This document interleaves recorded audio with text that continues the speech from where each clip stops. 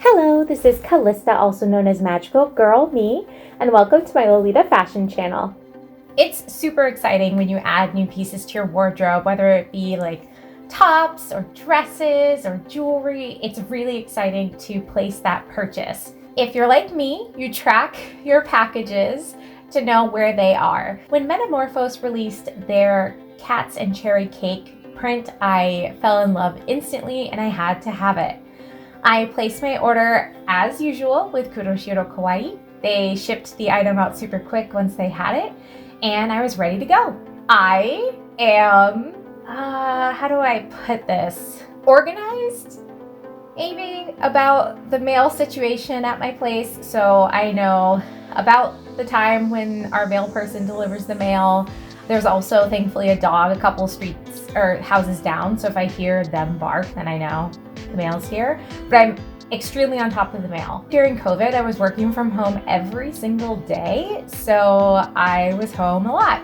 The status for my package went from notice left, which never happens. Usually my mail person will knock on the door and I'll come running down and sign for the package. So that was weird. So I signed it like usual so that they would come and deliver it.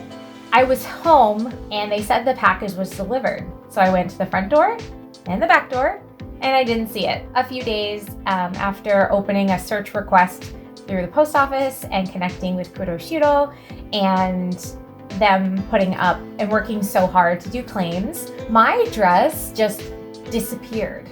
We don't know what happened. You put so much time and effort and money into these items because you want them, and then it's really devastating when you don't receive it. So I'm making this video about my tips on how to avoid this situation happening to you.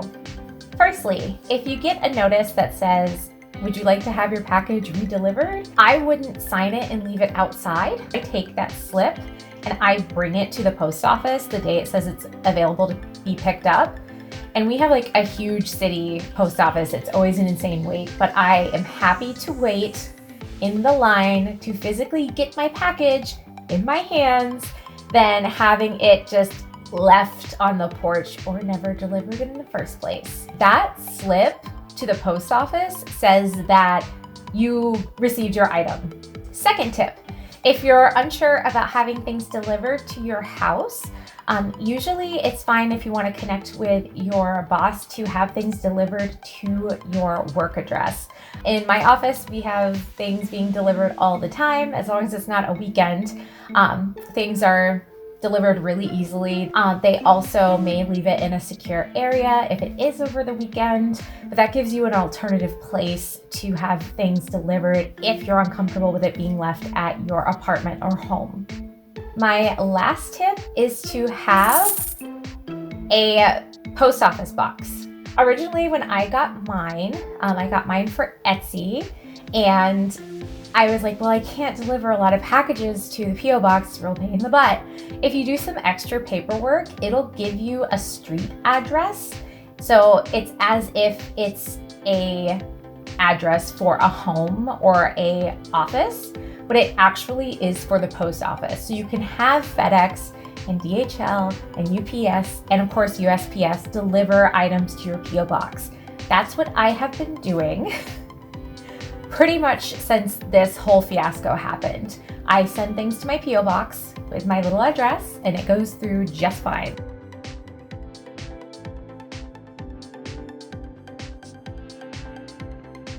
Have you had any horrible experiences with USPS with your Lolita fashion goods? If you feel comfortable, please feel free to put them below. I would really like to hear other people's experiences. And even if I can just be like, I'm so sorry that happened, it helps to know that we're not alone in a situation like this. Thanks so much for watching, and remember to stay frilly.